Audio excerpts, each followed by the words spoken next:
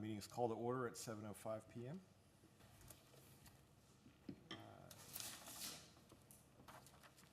I'll call roll. Greg Michelle. Jason Whiteman. Present. Ron Haza. Here. Joe Edmond. Yeah. Mario Roma. Jeff Wade. Here. Richard Hawk. Here. Mike McLaughlin. Here.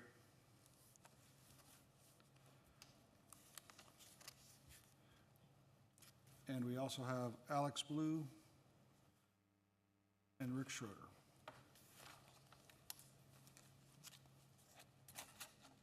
First order of business, are there any citizens to be heard this evening? Anyone sign up? Chair, no, I did not receive any citizens to be heard request. Okay. The next item would be discussion and action on minutes of the regular meeting minutes from previous meeting.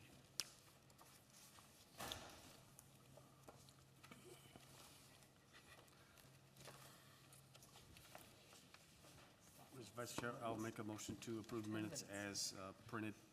I'll second. All in favor? Aye. Minutes have been approved. Appreciate it. I apologize for being late. The traffic signals weren't working. At any rate, these have been approved, right?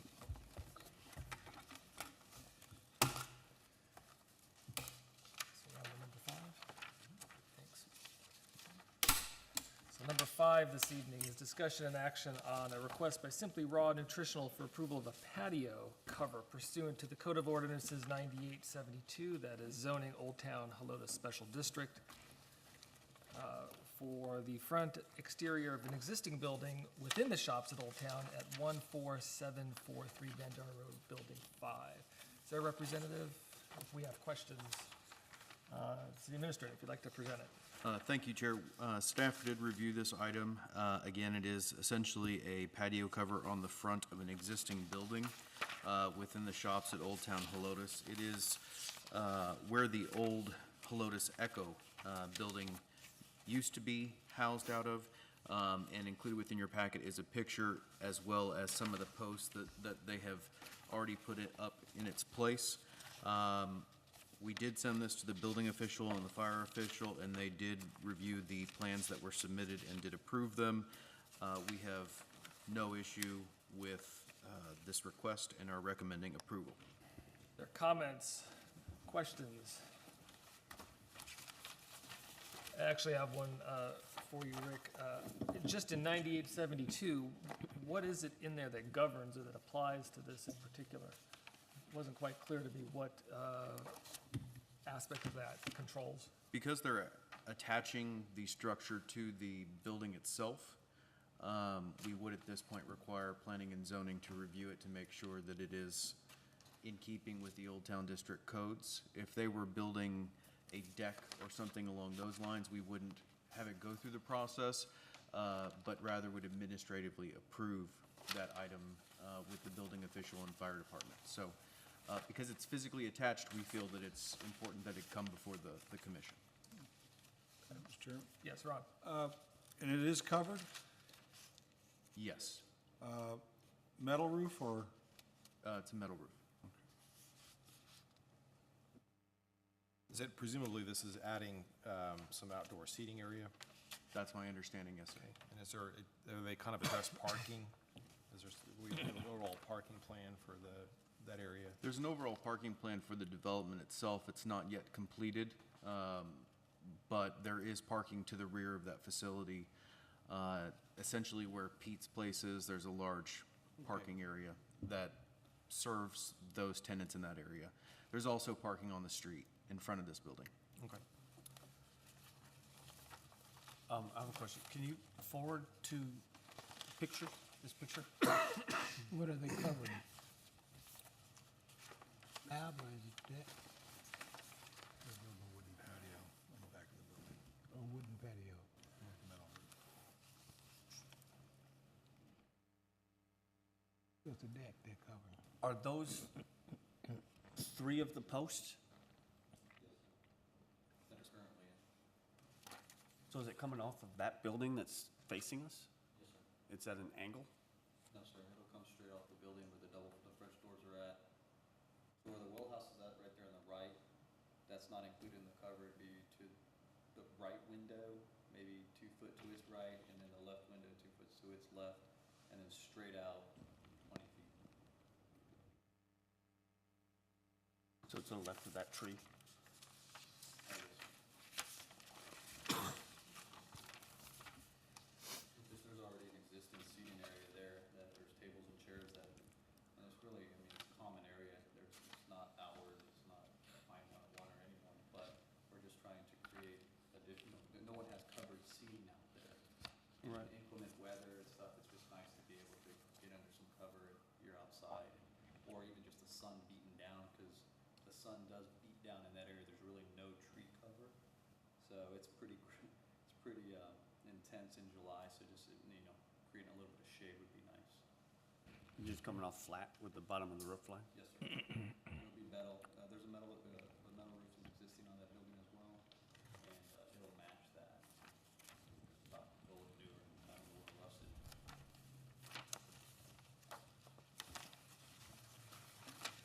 Just a quick comment, this is not really the authority of this board, but he's showing 1 2x10 beam supporting these spans that, I'm not a structural engineer, that looks a little undersized to me.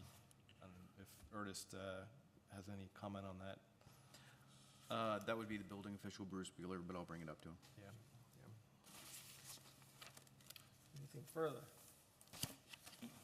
Mr. Chair, I'll make a motion if you accept it. Go ahead, please.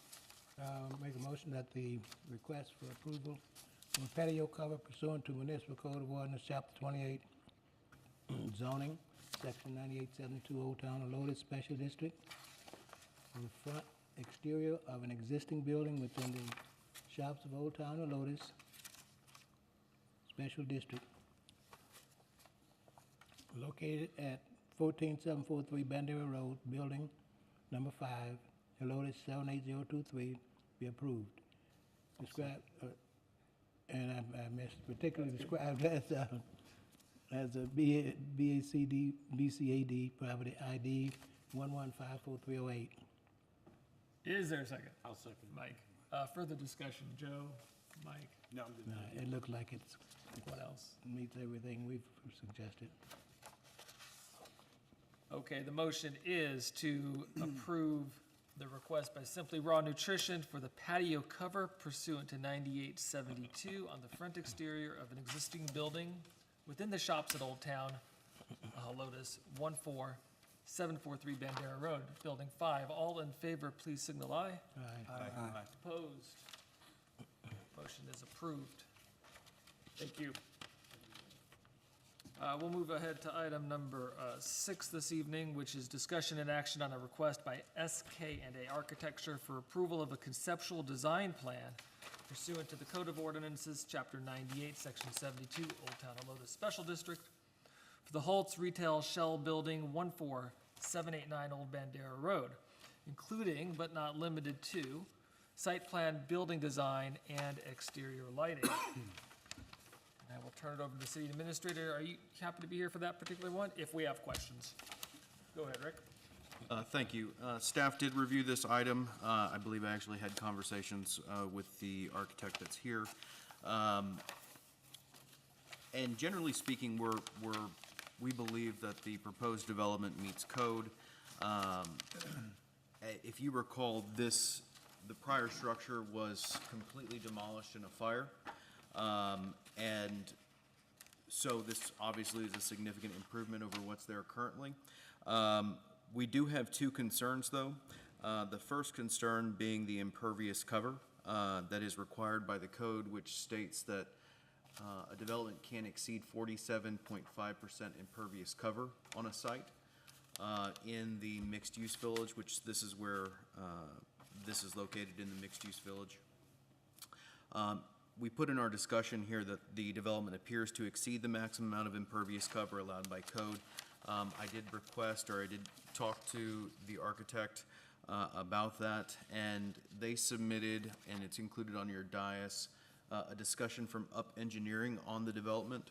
And essentially what their stance is that the proposed development is the same or similar impervious cover that was there prior to the building burning down.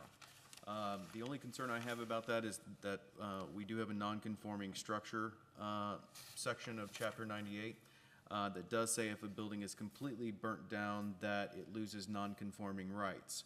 I have submitted the question to the city attorney's office. I have not received a response yet on that item. This is a recommendation item to city council, so I don't think it necessarily prevents the commission from taking action on this or recommending action tonight, but nonetheless, that is a concern that I have. On the other concern that I have is the exterior lighting. The exterior lighting that is on the building, both wall packs on the back of the building, plus the ornamental lighting on the front of the building. The cut sheets don't indicate that it's exterior or full cutoff lighting. In the past, the commission has made an exception for the decorative lighting in the front, particularly if it's like two lights on either side of a door. But the wall pack lighting on the rear is meant to light up the parking area. And so my suggestion would be to ensure that that is full cutoff. Other than that, those are the two concerns that we have. The city arborist will review the tree preservation and landscape plans, and no signage was submitted with this application at this time. I don't know if they contemplate signage in the future. Before you, and I neglected to do this, so don't worry about it, but if you can come up to the microphone, tell us your name and business address. Sure. My name is Fernando Garcia with SK Architects. We're at 113, we just moved there. We're here in Helotes. Our office is right across from Bobby J's. Can't remember my address. It's the old Bob Yes, Cage. the old Bob Cage building, sorry. That works. Anyway, so Fernando Garcia with SK. We're here in Helotes. Like I said, I'm the architect representing the project. So you heard the couple of concerns raised by the city, one about lights, one about impervious cover. Any Yes, sir, response? yeah, and again, we spoke to our civil engineer, and again, what we're asking for is, again, we're not asking for any additional impervious cover. The site's pretty much well paved as it is now. We understand that when the building burned down, we kind of lost that, but as you guys mentioned earlier, parking is a premium in that area, so if we have to, we will pull back some of the existing paving. And again, that's something we can discuss with the owner. But right now, we're hoping to keep as much of the existing paving to use as parking. If we need to change that, we can, not a problem. As far as the lighting, like I said, we'll make sure that the light fixtures are full cutoff. Again, those are the ones in the back. We chose to do those instead of some kind of light pole, again, so we're not cutting up the existing concrete. But we will ensure that those are full cutoff and meet with the city ordinance. If we have to change those, we can. The decorative lighting, again, it's just what we were asking for, but if it's something that we need to address and change, we'll be more than willing to look at it. Let me open it up to questions from the commission. Start with Michael. So what was it, 47% is the? 47.5% is the maximum amount of impervious cover allowed. Now, that doesn't mean that it can't be some sort of permeable concrete or something like that, but that is very expensive. But the flat answer is it's 47.5%.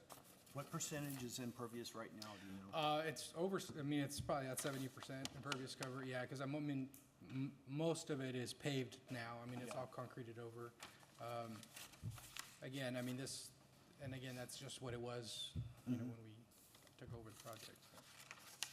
And our address is 13438 Bandera Road, sorry. Lost my train of thought. Would you be willing to use material that is pervious? We can discuss it with the owner. Again, our clients this is their source of income. They're doing this with insurance money, so obviously they don't have any additional funds to put into the project other than what they're getting back from the insurance. So we're trying to keep this as cost-effective for them as possible. But again, if we have to remove concrete, we may just go back with, dirt area or grass area just so that they could meet the impervious cover. We'll lose parking. We'd have to look at what the budget would allow for some kind of impervious cover, but Mr. Schroeder's right, it's kind of expensive to go that route. I mean, we'd have to tear up what's there, recompact that base, and then put an impervious cover down that somebody can park on. And again, not our preference. Would you have enough parking if you do that to meet the requirement? Probably not. I mean, like I said, right now, we're at 30 spaces, plus or minus, and I think if we start removing parking, it's gonna get pretty tight. I don't know if we can use some of the parking that's on the street now as part of our count. I didn't research that. I know there's like 5, 6 spaces across the street. Yeah, the, at a maximum, or at the worst-case scenario, would be one, this is going to be retail, Retail office, he's opening it up to either retail or office space. okay, the regulations are 1 per 100 square feet, And we're at 1 per 200, or 1 per 300 square feet. When I looked at this and I didn't write it down, they have more parking than is required by code for this type, because in Old Town, we were very lax on parking requirements. And you can use the parking that's in the street in lieu of parking that's on the property itself, but that has to be approved by the commission, well, by the commission and then city council to allow that to occur.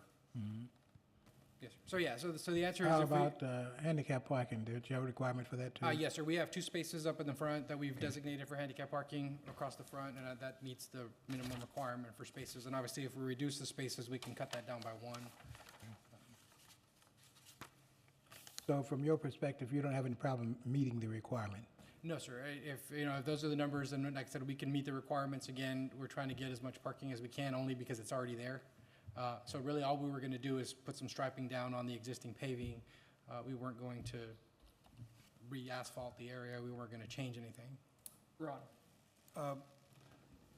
Do the colors we have on our copy here represent?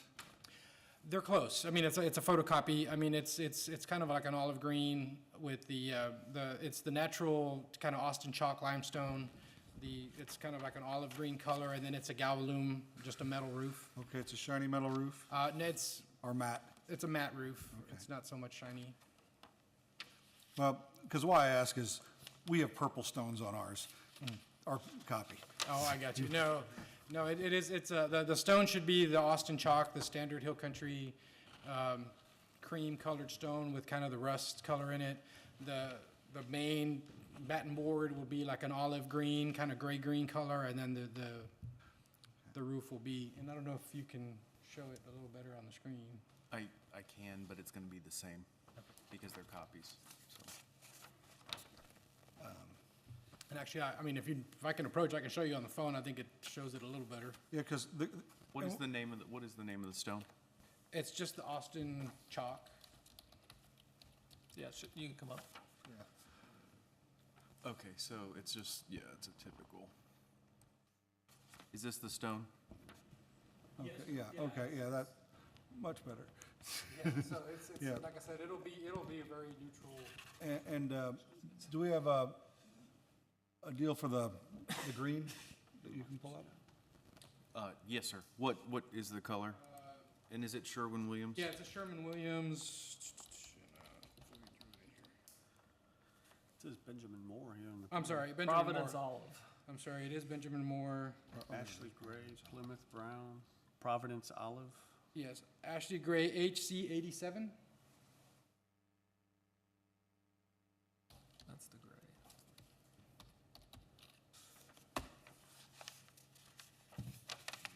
Actually, that's the door color, Oh, I'm sorry. Here. the wall, the majority of the wall HC, colors. I'm sorry, H Is it Providence Olive? HC 98. 98. I'm sorry, yes, HC 98. Yes, that's it.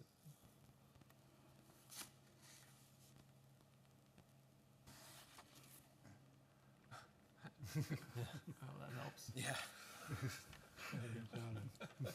Brown, man. Your phone picture is different than, Yeah, and I mean, like I said, y'all can see I mean, it is more of an olive green Okay, yeah. than what is. Yeah. okay. And the problem with presenting Sure. and I apologize, I mean, I could have brought a fan with me if I knew you guys wanted Is to this see. landscaping plan as it exists, We weren't planning, what we were gonna do is there's a existing planter in the front, and where we're removing we're kind of changing the orientation of the building. So we're gonna create a little bit of landscape area, but the majority of it was gonna stay as is. We're trying not to just touch any existing trees, we're not removing any trees. Again, we're just trying to, recreate or build back what was destroyed. It's almost a greenish tan. Is the square footage decreasing? Yes, sir. Yes, the original building, I think, was about it was actually a hodgepodge of 3 buildings, so it was the original, it was almost like a trailer pieced together in the front where the church was, and then they had they had a metal building in the back for the CrossFit, and they had a connecting piece in the middle. That was over, I think, a little over 6,000, 7,000 square feet, and we're coming back only with 5.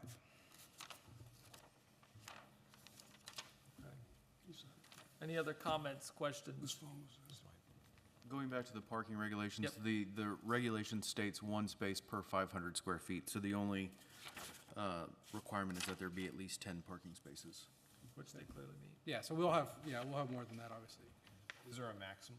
There isn't a maximum, if I recall. There's a maximum parking pod area of 30 spaces. Okay. But there is no maximum number total that they can have. Unless it's governed by the impervious. Yeah. And again, I mean, if we need to reduce parking, we can, but obviously, we'd rather not tear up concrete that's already there.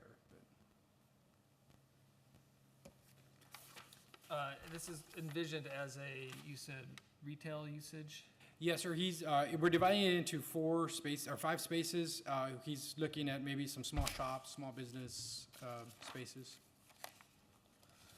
Yeah, I'm thinking one thing that, this may not work, given that that's the case, if there was a way to allow parking for other businesses in the area, for the city, or some way, because it's so significantly more than what's allowed. I'm thinking if there's a way to allow others in the area to utilize it. Well, if you mind pulling up the site plan, I can point out something that we had discussed with the owners as well.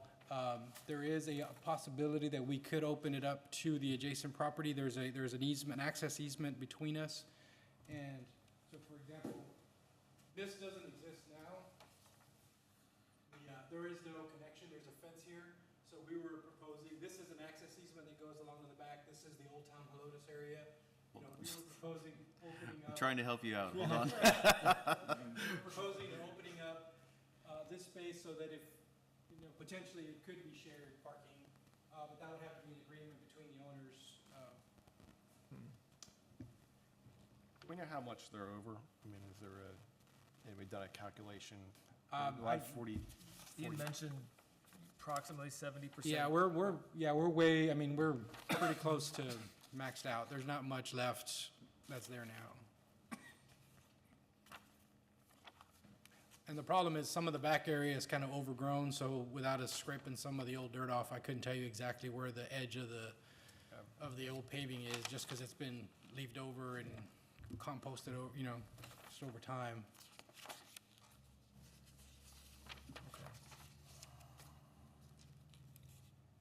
I mean, you could see the aerial photo, I mean, that was the aerial photo before it burnt down. You can see how much bigger the edge of paving, we kind of try to trace the edges of the paving around, but again, it's not defined, it's grassed over but if you start scraping down, you'll find concrete all the way back to the edge of the trees. And does anybody know approximately how long that has been that way? Paved concrete? No idea? I have no idea. No, they actually, this was their original homestead, before they turned it into. Sign company. 200 years. Who's the sign company? Yeah, the Holtzes have owned this for a very long time. They actually lived, I think, in the house Right behind behind it. Yes, sir. One certainly could look at it though as an opportunity to refashion and re-envision the space. Just because it's been like that for 40 years doesn't mean it has to stay that way for the next 40. And it's an opportunity to in some ways, you could say, beautify it without significantly impacting the parking needs of the incoming tenants. Because you don't want to do that, of course. And Old Town, parking, as you know there, it's, sort of episodic. There are plenty of times when it's wide open, and there's certain times when it's jam-packed. But those are, in my estimation, much fewer than the wide open times. So my personal view is I think it's an opportunity to reshape the space a little bit, rather than just putting something right back in the way it was. I understand there's cost concerns, and those are real.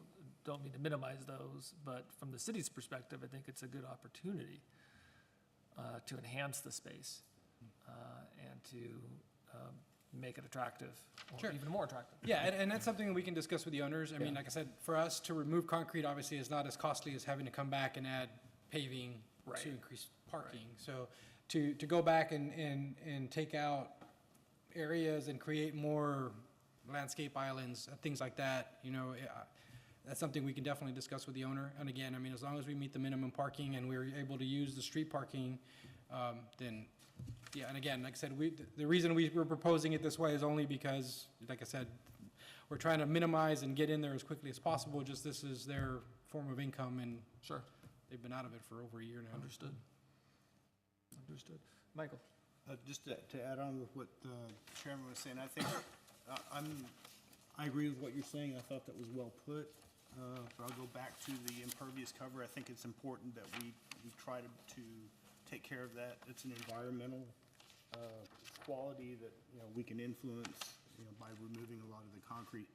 And also, Old Town Hello's generally, it's made for walking. You got to drive there to park, I got it, but it's a walking environment anyway, so I think maybe reduce the impervious cover would be a good thing in the long run. All right, I think, thank you for the feedback. I think we're ready. Somebody wants to put a motion out that we can discuss. Go from there. Generally, the two outstanding issues to address relate to impervious cover and exterior lighting.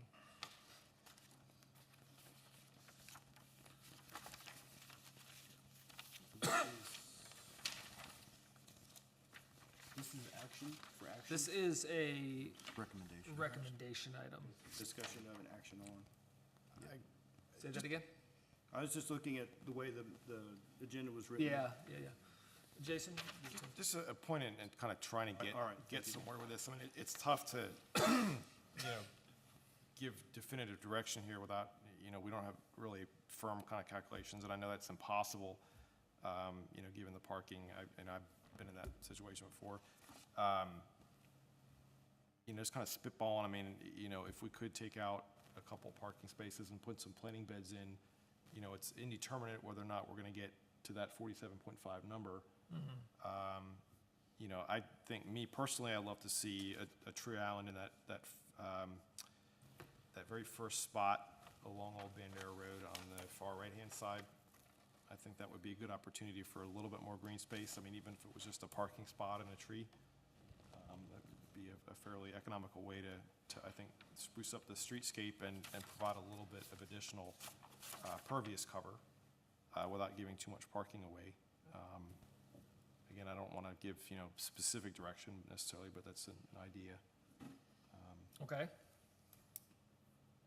Though we do, of course, have the code to guide us on this.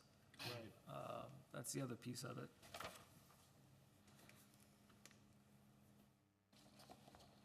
Other thoughts?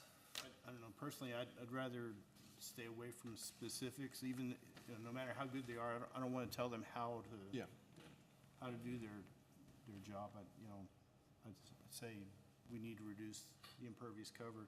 And even if y'all want to discuss by some percentage, you can measure its area, you can measure it.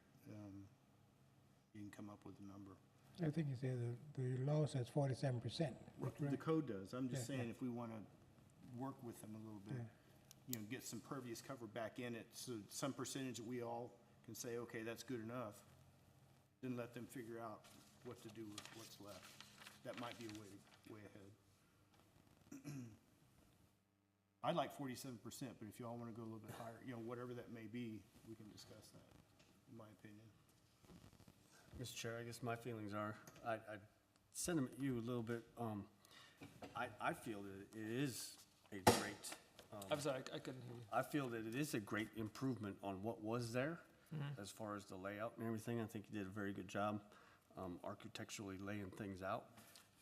As a business owner, I feel, parking is a priority for customers, not only customers, but employees.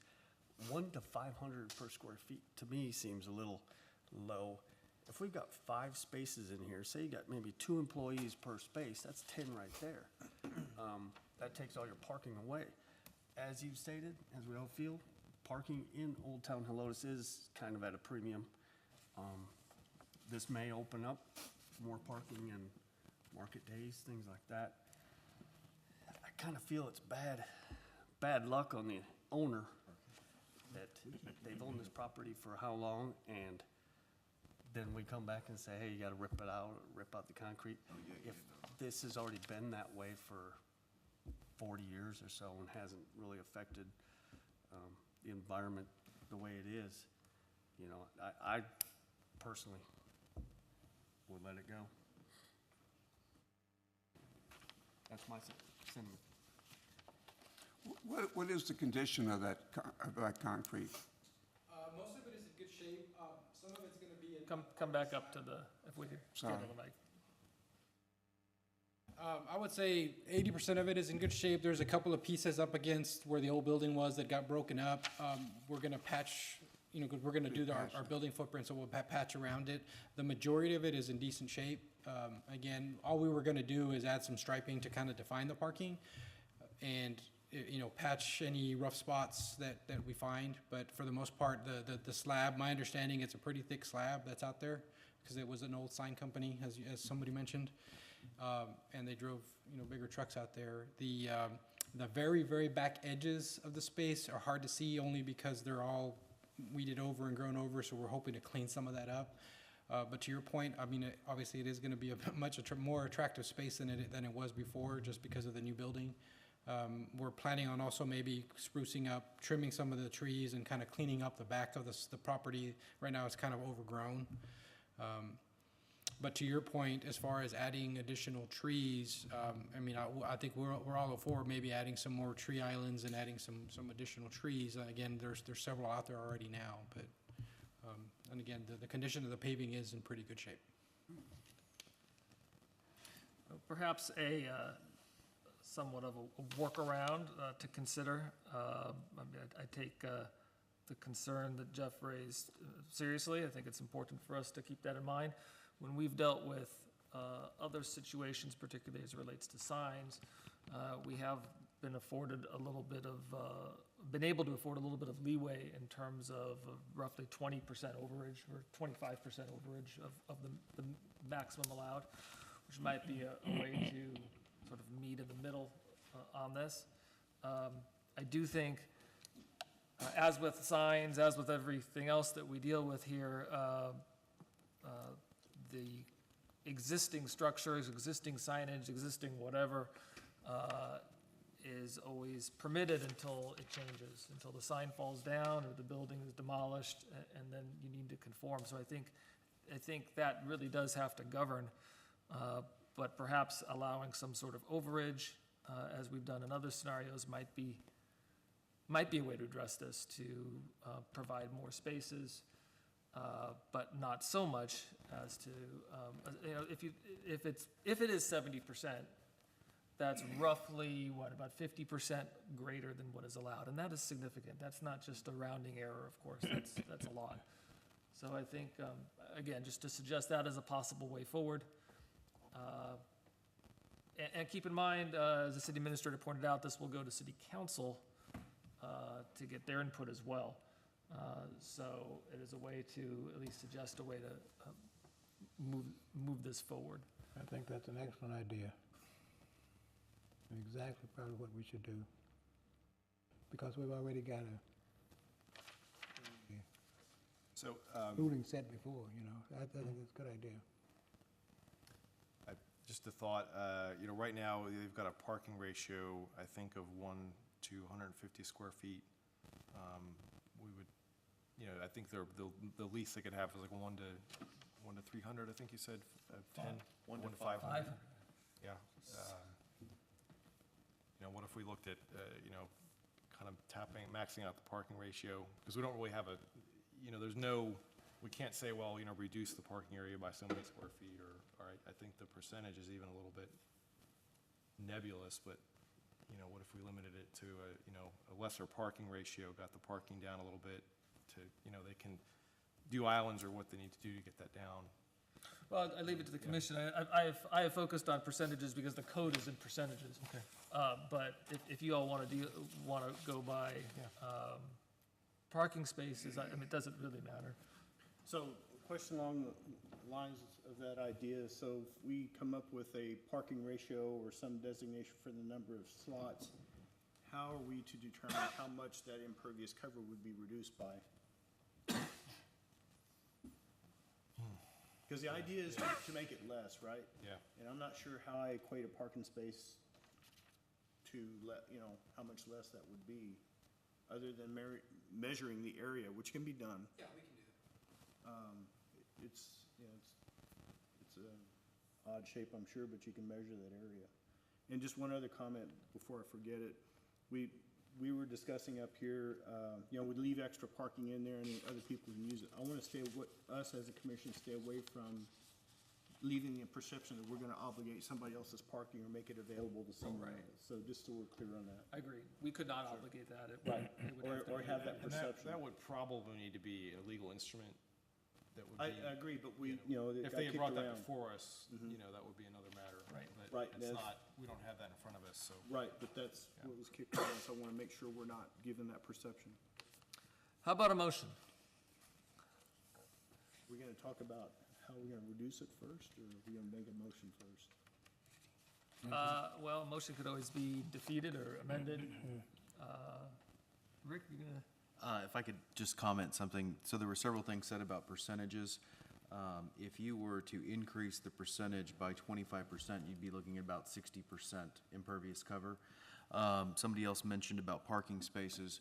If you go with the most restrictive within the remaining portions of the zoning code, which would be applicable everywhere else, you're looking at for retail 1 to 200 square feet, 1 to 200 gross square feet, so you're talking about 25 spaces that would be required by code, and there are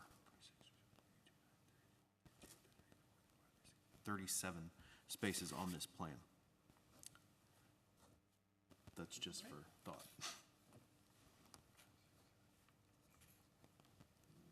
Not counting the street parking right in front? Not counting street parking.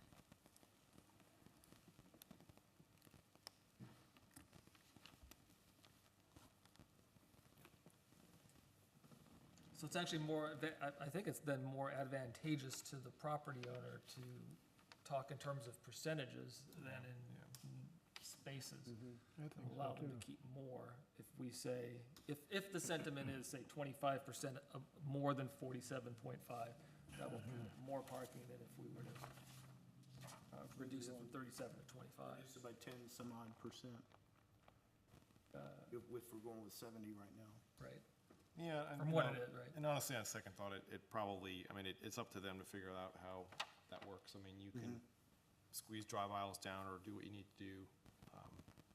So, you know, I mean, I would just spitball a motion out there, you know, can we compromise on 60% impervious coverage and let them figure it out? It's what, 13% over, 13% over the ordinance. Make a motion? I'll make a motion. Jeff, go ahead. I'll make a motion to recommend approval of a request by SK and A Architecture for approval of conceptual design pursuant to municipal code of ordinances, chapter 98 zoning, section 9872, Old Town Helotes Special District for the Holtz Retail Shell Building located at 14789 Old Bandera Road, including but not limited to the following site plan, as long as the impervious cover is reduced to 60%. Building design is good, and exterior lighting, that make all exterior lighting in full cutoff. I'll second. Okay, so discussion of the motion. Jeff? I think 60% is reasonable. You know, I hate to do that to them, but like you said, giving them an allowance is fair. No, we're good. Anyone else? I missed the part about the lighting. Say that again? I missed the part about the lighting. Full cutoff. Full cutoff. Full cutoff. Just an observation that, I don't know if it got past this or y'all were thinking about it. But if we're talking about square feet and number of parking spaces, a lot of that flat work there is driveway that's not used for parking anyway. Or that, you know, it's just the fact of how it is. It's not all parking. Mr. Chairman, I need to make a little amendment. That we're allowing them the front lights to not be full cutoff? No, you said all. I thought it said all lights. I put all full cutoff. Because we had mentioned that they could have the two next to the door that were not full cutoff. No, the code states that all commercial lighting needs to be full cutoff. There have been discussions in the past in front of the commission about what's considered commercial lighting for example, residential subdivision entry signage. We have allowed uplighting in certain instances, but it's been very minimal. Okay. All right, we'll leave it as full cutoff. Any other comments on the motion, Jason? No? So it's gonna stay full cutoff, is it? Yeah, that's what the motion is. So to be clear, I'll read it back and we'll vote on it. The motion is to recommend approval of the request by SK&A Architecture for the conceptual design plan pursuant to the code 9872 for the Holtz Retail Shell Building, 14789 Old Bandera Road, including site plan, building design, and exterior lighting with the stipulation that impervious cover be limited to 60%. Yes. And that all exterior lighting be full cutoff. All in favor of the motion signal aye. Aye. Opposed? Motion is approved. It will go to city council 2 days from now. Yes. 2 days from now to city council. Thank you for your input and patience in talking about this. Great, thank you. All right, we're going to move ahead to item 7 tonight, which is discussion and action on the request by Via Park Architecture Planning Interiors for approval of a conceptual design plan for a speculative shell building at 12850 Bandera Road, including site plan, building design, signage, and exterior lighting. Gather we don't have anyone representing them tonight, so City Administrator, I'd turn it to you. Thank you. Again, staff did review this item. Going down the list of site plan, the site plan we do believe is compliant with code. Building design for this item, we believe it's compliant. However, we are recommending that the addition of rock wainscoting along the entire south, east, and west building facades. Under exterior lighting, it's generally compliant, but the commission should ensure that the wall packs on the structure are full cutoff. The parking lot lighting is full cutoff as proposed. On signage, the signage is compliant.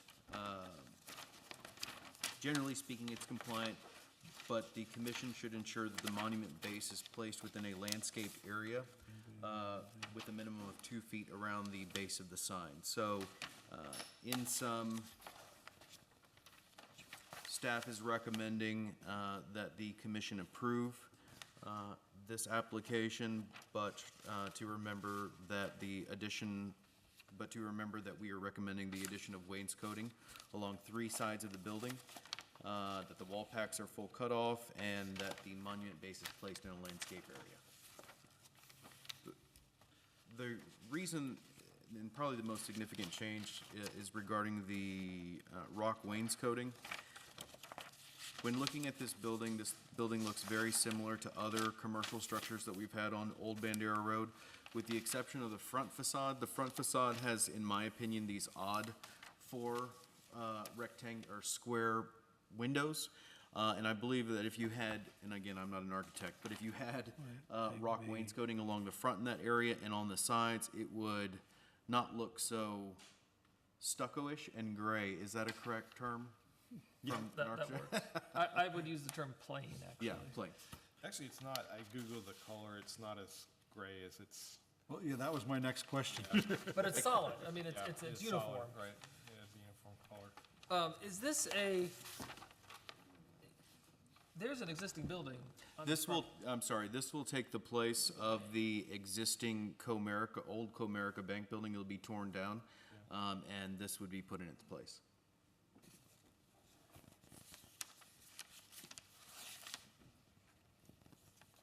And I'm gonna make an assumption that the glass is not blue, but Yeah, I kind of assumed that, but. Fair Okay. point. Mr. Chair? This is Yes. just going off of the last, thing we did, but, since this building is being torn down and rebuilt, what is, the percentage of the impervious land here looks more than what it was on the last one. Yeah, we don't have any impervious cover regulations for any district other than Old Town. they have a second. Oh, really? Actually, junior guy was undone. Mr. Chairman? Yes. Now, do they need a detention pond or anything like that? They have submitted their civil plans to, I believe they submitted their civil plans, or if they haven't, they're about to the city engineer, so we'll go through that process. Again, this is just the conceptual at this point. There's one there, isn't there? Not to my knowledge. A pond? Right next to, what is that, right next to the Little Caesars? There's a pump house there. Oh, is that a pump out? Okay. That's a little cutout there. The only, Property behind it is commercial as well. Oh, it's a house.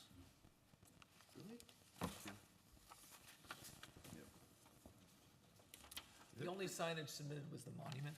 Yes, sir. So I presume they'll be back if there becomes, or when they have signage for the building, If they have signage for the Yeah, building. if, you can see that they made an attempt above each one of those tenant spaces. Oh, yeah. They always put these boxes there, but those boxes don't constitute a master sign plan, so they'll have to come back on the master sign plan.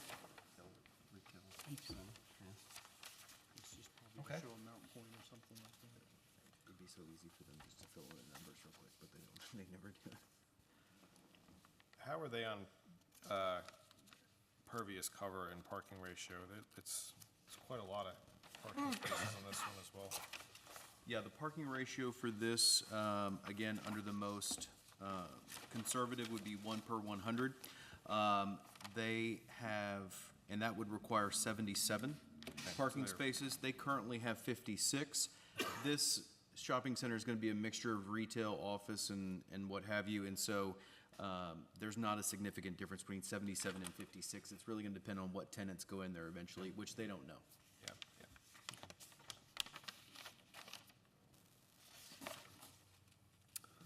Okay, so we have some recommended changes from city staff regarding, or not changes, but elements to ensure are part of this regarding the lighting and the signage as well as the wainscoting. Are there other issues people want to bring up, or should we go to a motion?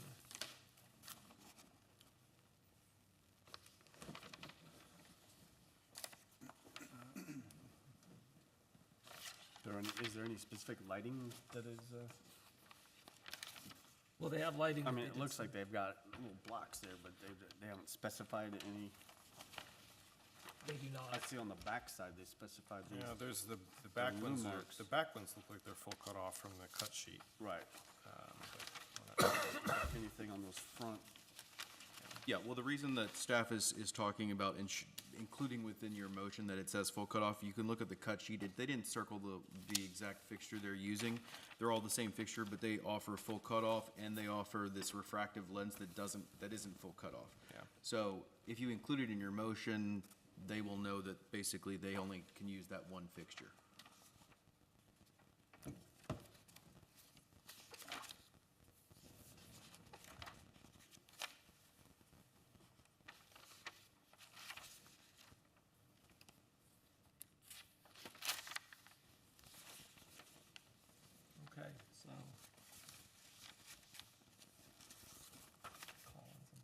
it's a sign, let's see, that was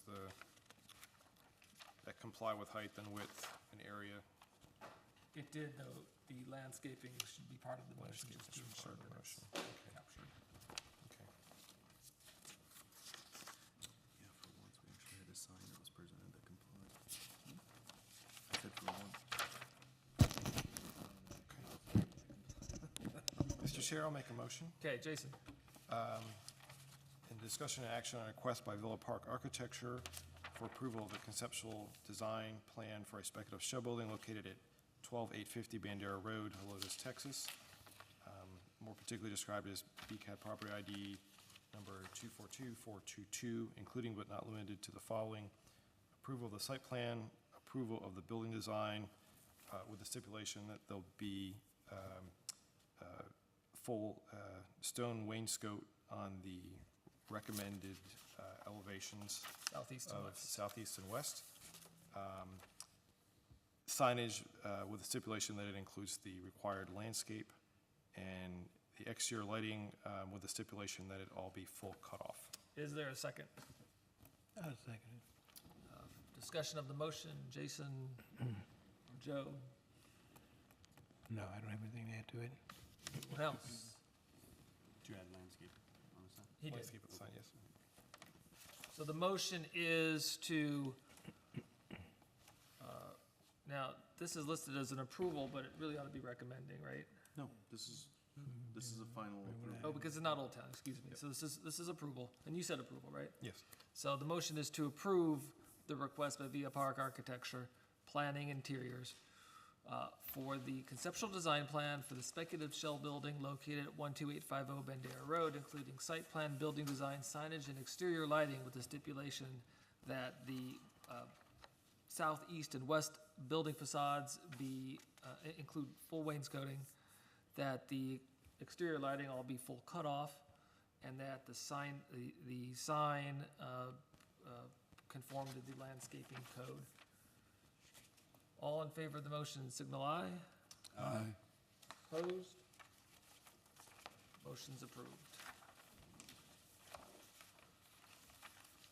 All right. Oh, we can go home now, right? Yeah, not quite. But close, actually. So, next up is item 8, which is discussion and action on revision to the Code of Ordinances, Chapter 66 signs.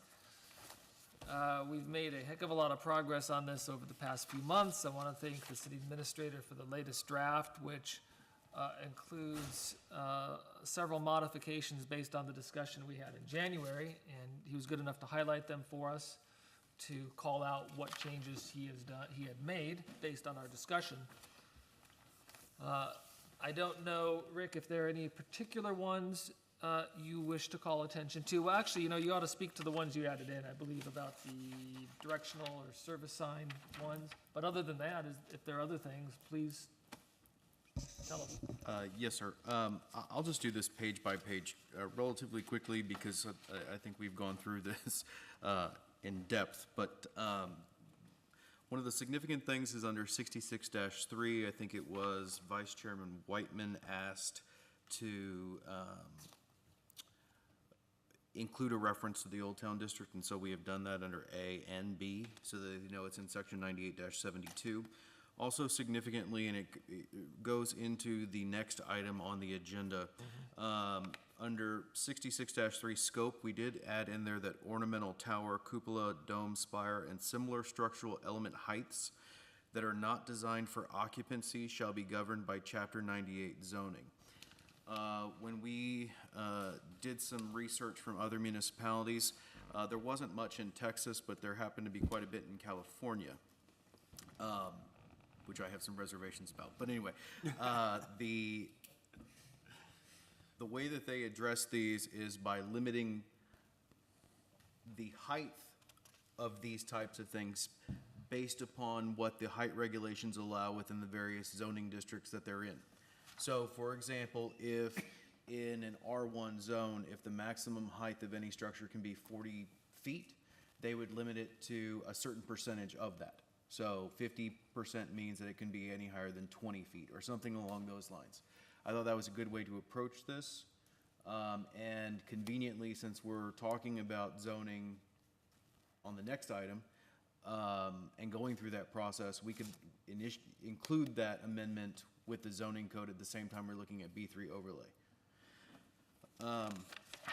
Going to page 2, under design review guidelines, we were asked to include a reference to residential in addition to commercial.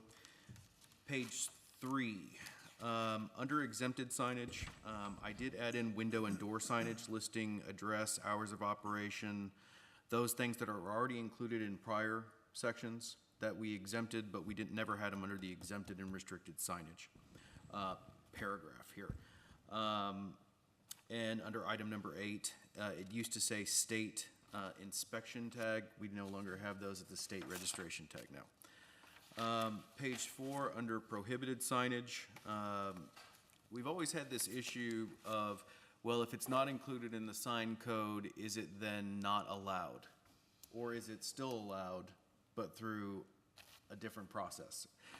So I added in 8 that says any signage not specifically authorized within Article 5 of this chapter, which details all of the all of the types of signs that are allowed, is prohibited. 66-31, A, 5, and 6. I don't know why I highlighted that, because if I recall, that was already in there. So I don't know why I Which highlighted. one? I'm sorry. Under Article 4 Prohibitions B, Section 66. Oh, I see, okay. Shall not apply to a nonprofit organization. 5 I think and the 6. wording was a little mangled or something. It was a wordsmithing thing. Oh, that's correct. Yes, y'all wanted me to change the wording so it was clearer. Yeah. And so we amended that language. Under 66-32 prohibited acts, we say that signage can be removed by the city. I added in for clarification, and it's code enforcement officer, because realistically, that's who, unfortunately for him, is going to be doing that. Going to page 5, under sign classifications, I did add in directional signage. I believe Jason asked that we include that.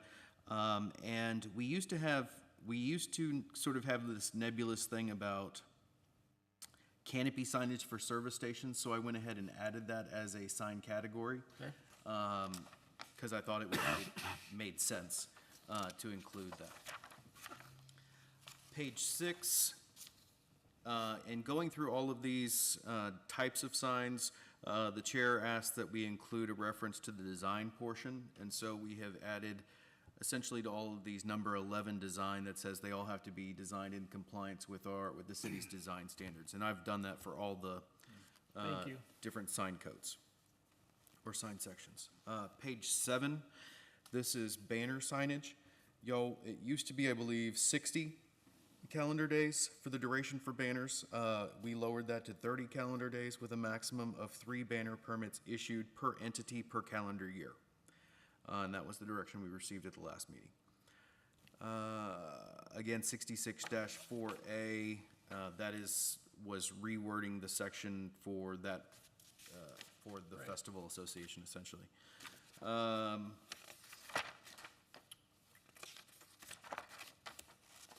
skipping the design ones because I've already talked about those. Page 14. Okay, so this is I don't understand, so maybe you could clarify that one. service station price per unit signage. Yeah.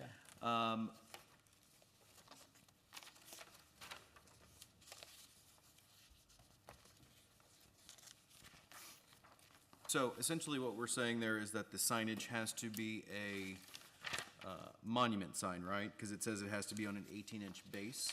So what this would be a service station that's advertising its price per gallon. And as we all know, they always put the insignia of the brand that they sell under and also the name of the corner store, right? So what I added here was that you couldn't have one of those in addition to another monument sign. You could only have essentially one monument sign for that business, and I thought that made sense, since we only allow for every other business one monument sign. I see. So the pricing would have to appear on the same signage As the whatever monument. else. Yeah, okay. Yes. All right. design's the same. Next thing would be creative signage. Y'all wanted to include the words permitted upon the review by the Planning and Zoning Commission and approval of the city council. This is page 15. Yes, page 15, sorry.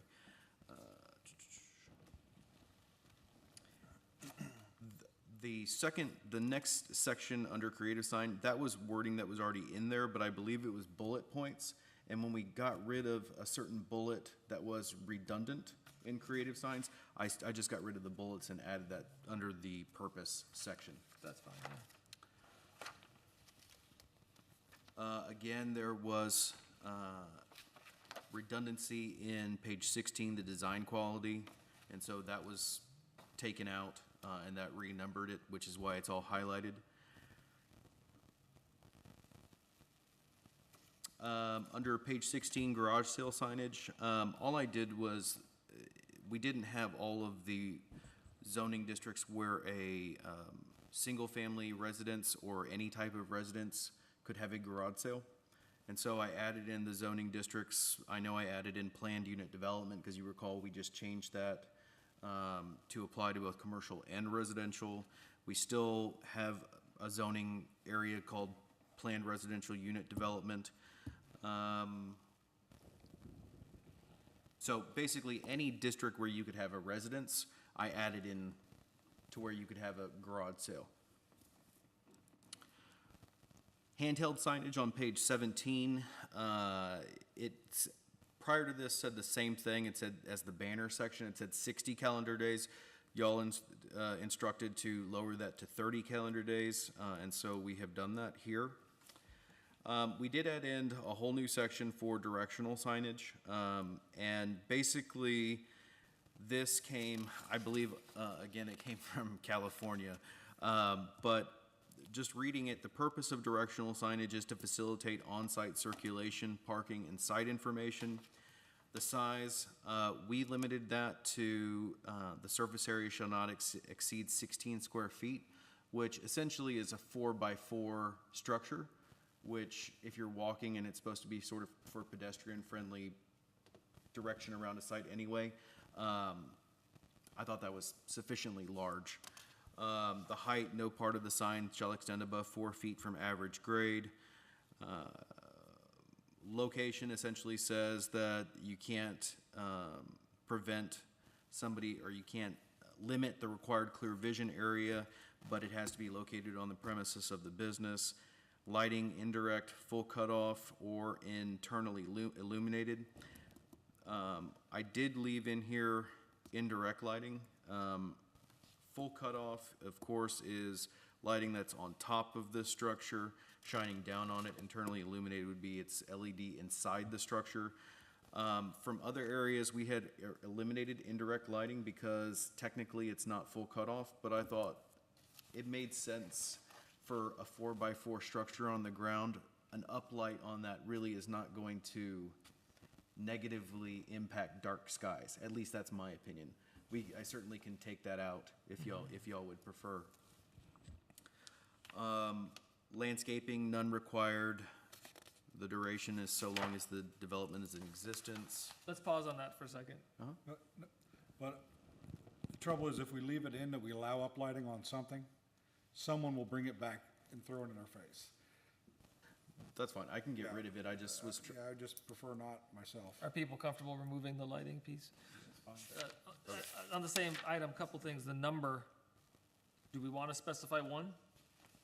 Or is there a reason that we don't specify a number here? The type of developments that these typically go in are kind of what we see in Old Town, right? The sort of multi-complex type structure. So I didn't want to put a number there because I have no idea what to predict in the future. And because we're talking about 4x4, it's really not obtrusive. So if you had 10 buildings, you may want to have 10 of these signs scattered around, which is why I didn't put a number there. Thinking Burma shave though. That's what I'm thinking, that somebody could get creative and have like 7 of them. I personally would put it. Or, a strip mall and one for each tenant. It's not, here, Subway here, barber shop here, It Would is- anybody be opposed to having one? Or To me, that might be too restrictive. I don't know, 1 per acre. Well, you can always I- go with one and let them come back for variance. variant, yeah. Yeah, It's true. There's a process to do that. yeah, I'm okay with that. Yeah, that's good.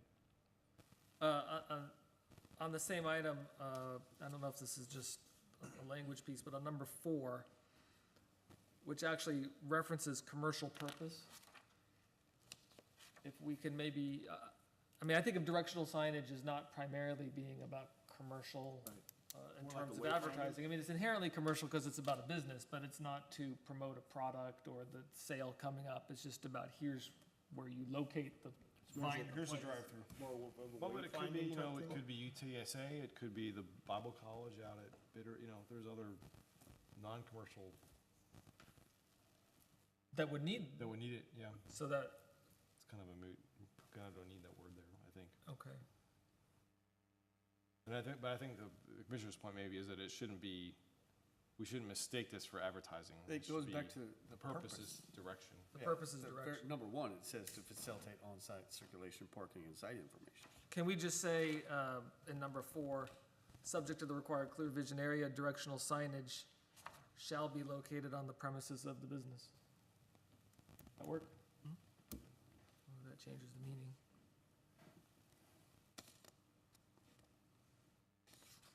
Okay. All right, keep going, Rick, thank you. Special provisions, this is the same wording that we have in the other sign sections, that it has to be limited to the appropriate information necessary to identify the business. Under permit, we are saying that a permit is required from the department. However, the commission has to review and approve directional signage pursuant to a master sign plan. Which is, so the only thing that you would need a master sign plan for under this ordinance would be a wall sign, a directional sign. Actually, I think those are the only two, wall signs and directional signs at this point. No, excuse me, wall sign, a projecting or a hanging sign on a building, and directional signage. If I may, just for reconsideration, I think one directional sign is a little restrictive.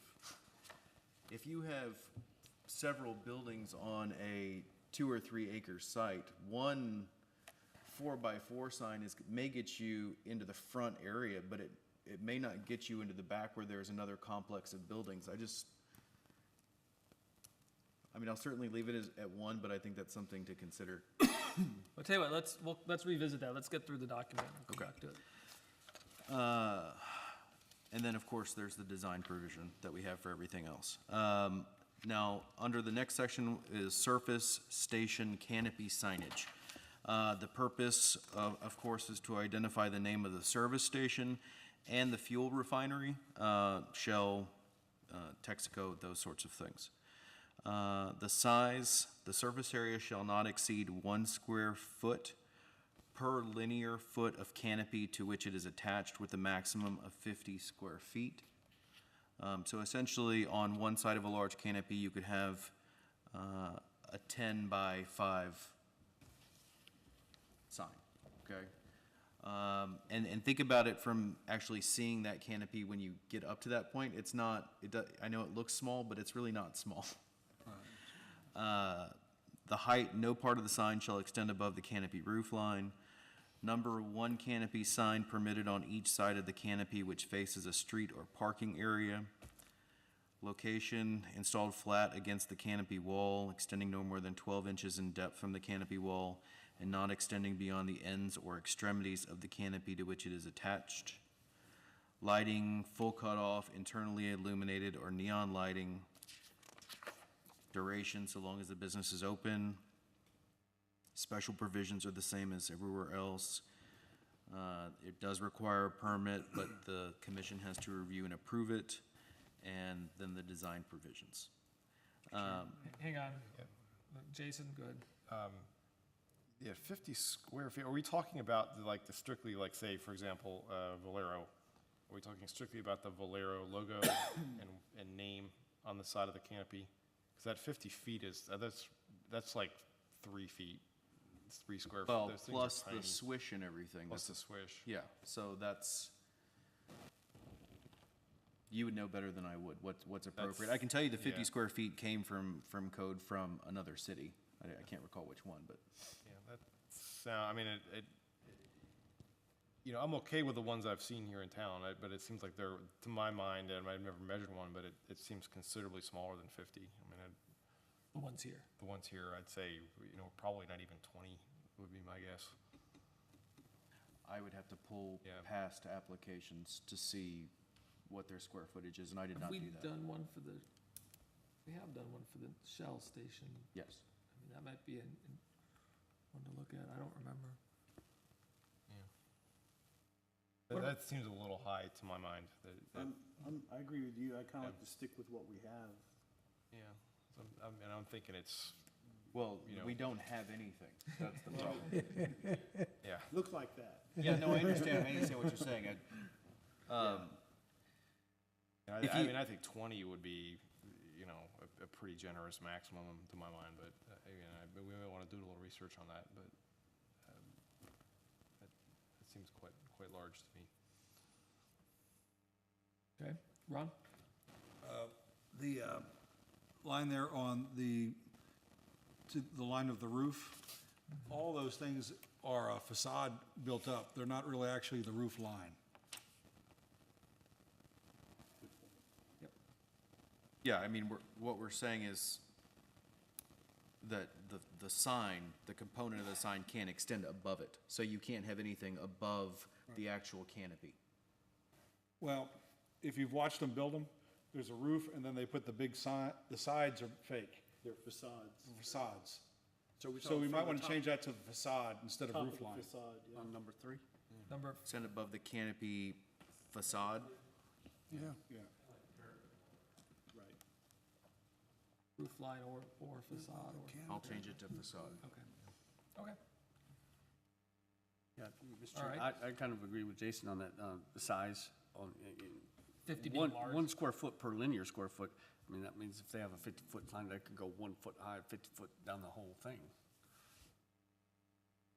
Should be Yep. a little over. That's what it means. Yeah,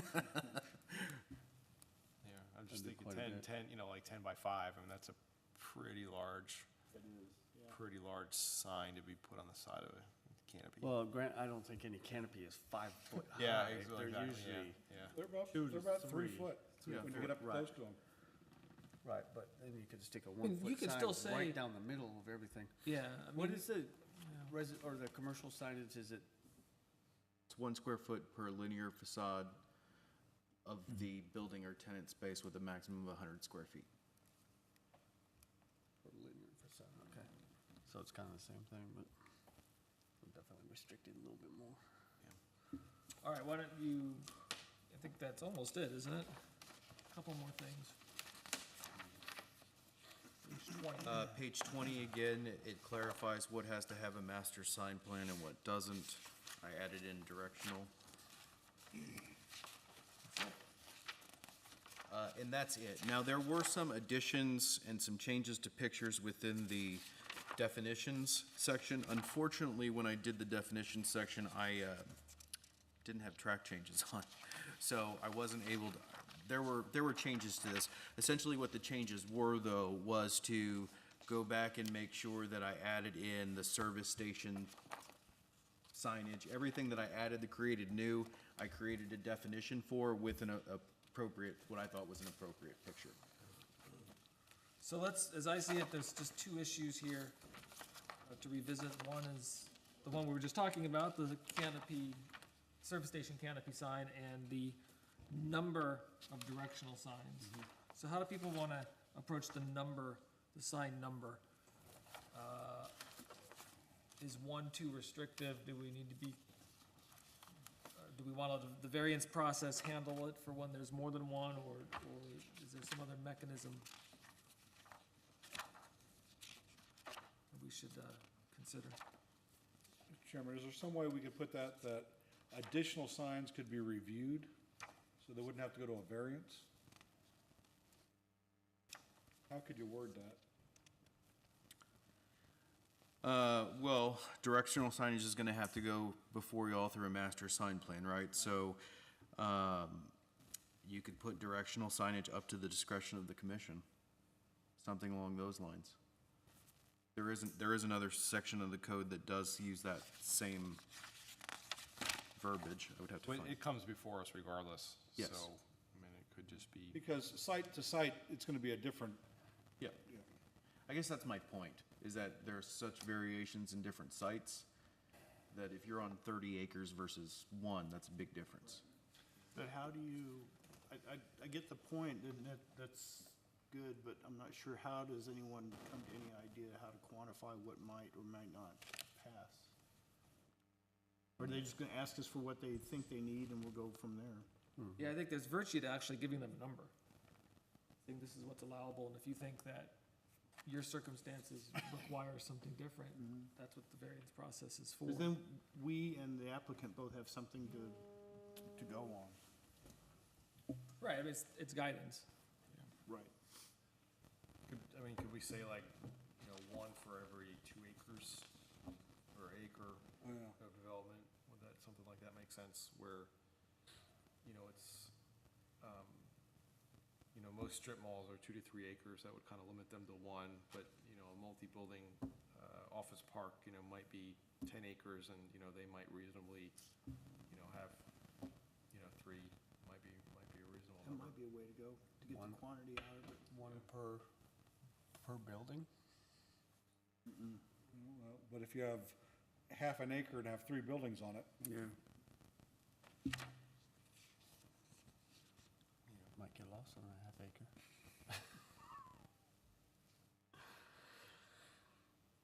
Well, I mean, I don't wanna I invest think too the much. sign for some area of land might be the best way to go.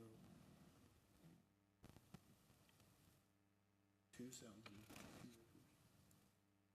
how many places do we have 2 acres? Well, that's the other thing I was gonna, Solve it. I still think,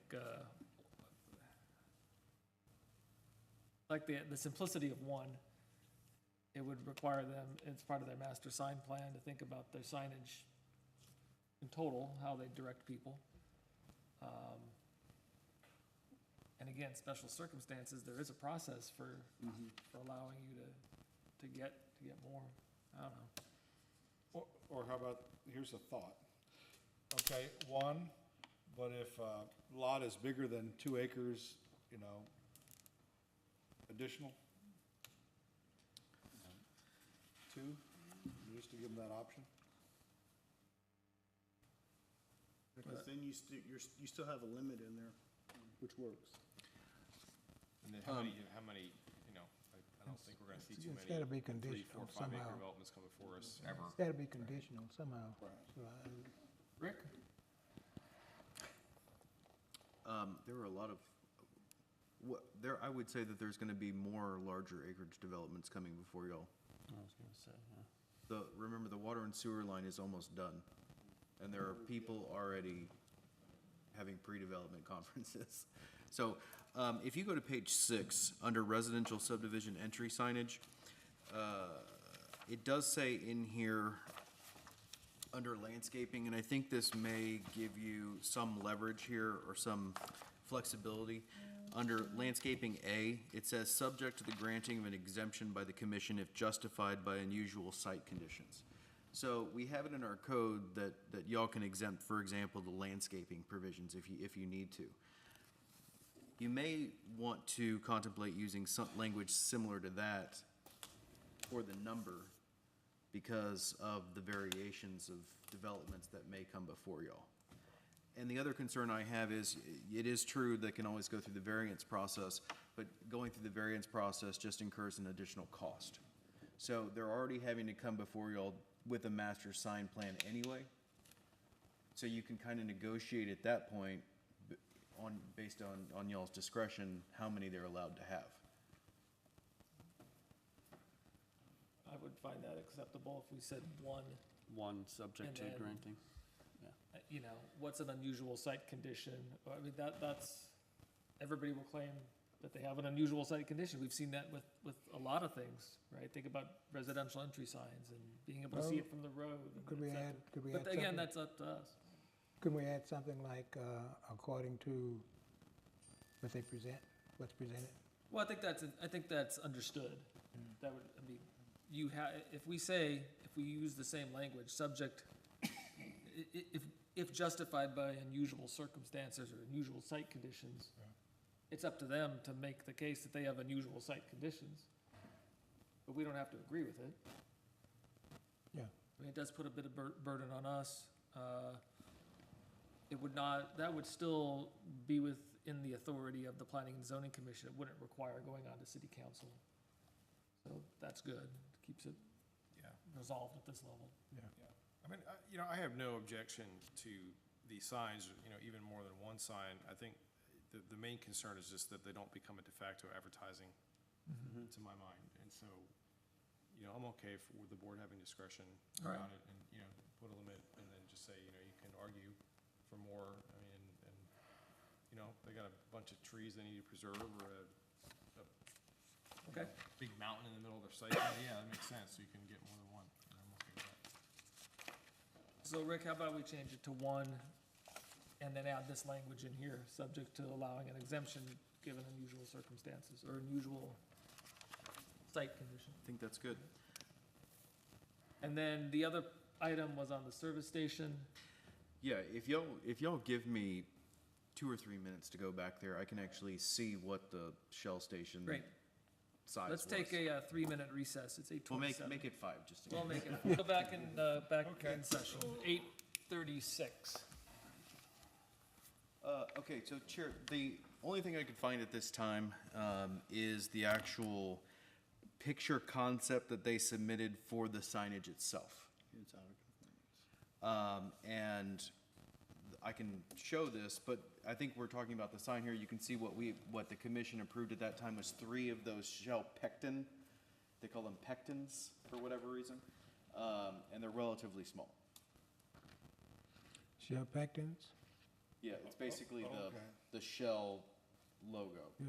It goes over the top of the facade. I say that because I only see one, that's why I was wondering. Each corner. Well, that is not the picture of the station. Oh, That okay, is a okay. picture of another Shell station You in just give some an other example, place. you just give that example, okay. We didn't approve signage, text. No, just the Just the logos? logo. 3 of them. Did we, was it bigger than the facade? Do you recall? No, actually, the motion was that you could approve 3 of them plus, and they had to be lower than the top of the facade. Yeah. Well, I mean, this suggests then you can certainly come down quite a bit from 50.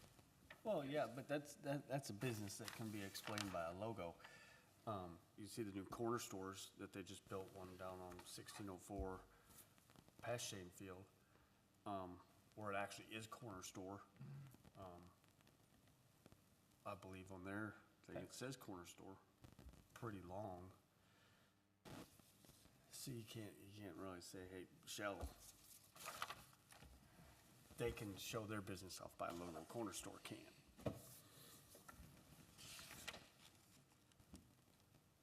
But I don't think you can give them 50 square feet.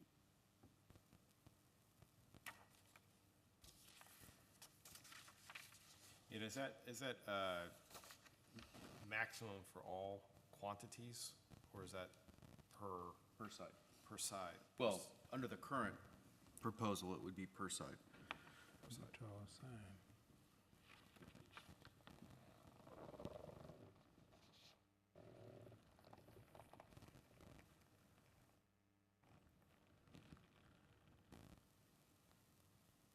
Well,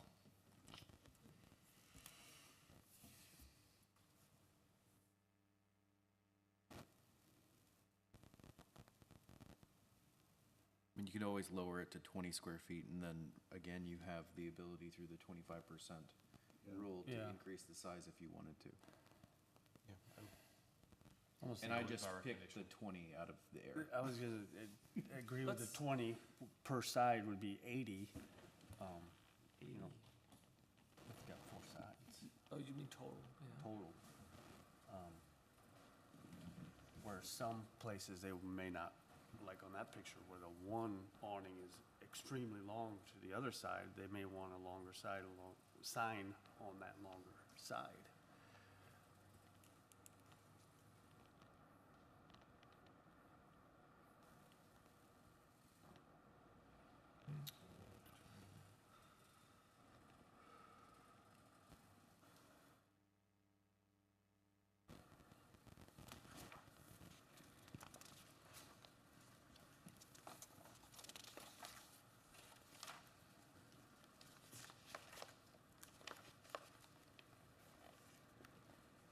Well,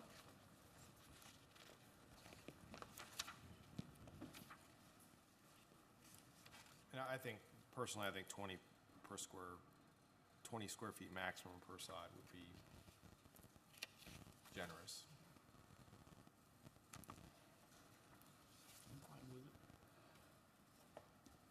you live I with that? agree. 20 it is. So 4 by 5, you can do something with that. You can do it 4 times And that, at that too. if you really wanted to.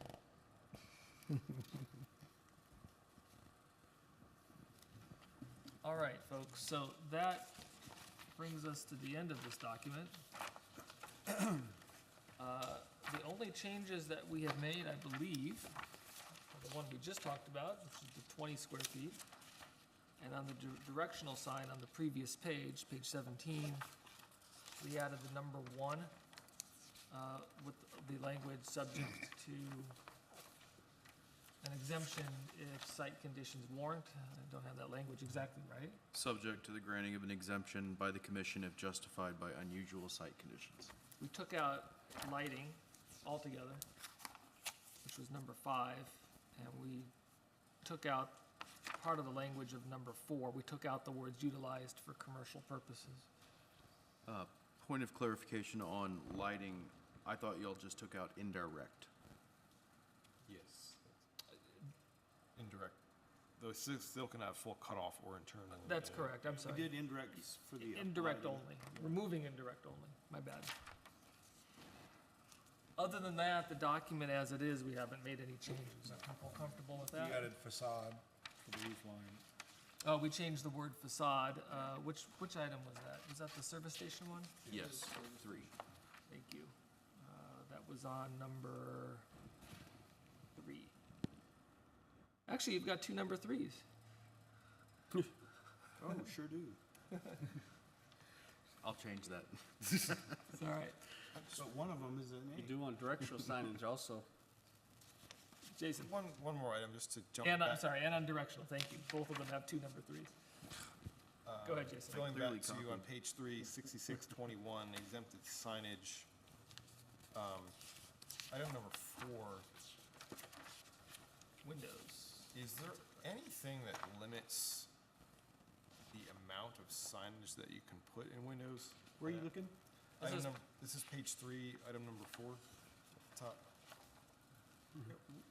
We do have a number, right? We tried to. Well, we don't have a number for address, hours of operation, credit card payments, Rotary Club, that kind of thing. We're distinguishing number 4, the items there, from, Right, so they What can't, you call advertising. They can't put, yeah, okay, all right. What is our number for advertisement on windows? I recall it's 8, I believe. I kind of remember that because we had the. There was a big discussion, that's why. Well- Yes, it was because of the number of windows and autos. and Size of the window. good times, good times. Yeah, I remember that. I remember that. What number is it? It's page? page 1366-51, number 3, maximum of 8 signs. And we actually say in that section, the exemption for window or door signs used for address, all of that sort of thing. So that's why I put it in the exempted category. All right, so I think we have a complete document here. Yep. I'm hopeful that the commission doesn't feel the need to review it one more time. 2 more knives. And so we can have a motion to recommend approval of this document, to recommend to council approval of this document as revised tonight, the full revision, including the revisions for tonight. And then it could be presented to council, if not this week, probably not this week, but down the road. It'll be the subsequent council meeting Yeah. after Thursday. So, is there a motion I will make a motion to recommend approval for city council's approval. I guess that's the correct term. for the, For the document as it stands, including the changes discussed tonight. it's chapter 66 signs? Is there a second? I'll second. Any discussion more? Jason, Mike, anyone? All right, so the motion is to recommend the council approval of the revised Municipal Code of Ordinances, Chapter 66 signs, including the revisions made this evening. All in favor of the motion, signal aye. Aye. Aye. Opposed? Great. Motion's approved. Thanks to everybody for their hard work on this. And council will probably take this up, you think in March, Rick? The second meeting in Or February. February, excuse me. Later in February, great. Terrific. We can turn to item 9 tonight, which actually has 2 different parts, and I'm wondering, Rick, maybe we can hold off on one of them and maybe talk about the ornamental piece tonight? What do you think? I was actually gonna request that y'all hold off on this item until the next meeting in March, Okay. because I want to come back with actual redlined recommendations so that y'all can start there rather than just starting from scratch, if possible. That works? And then I'll make sure that that document also addresses the height restriction at whatever I personally think is reasonable. Of course, I know y'all will change that.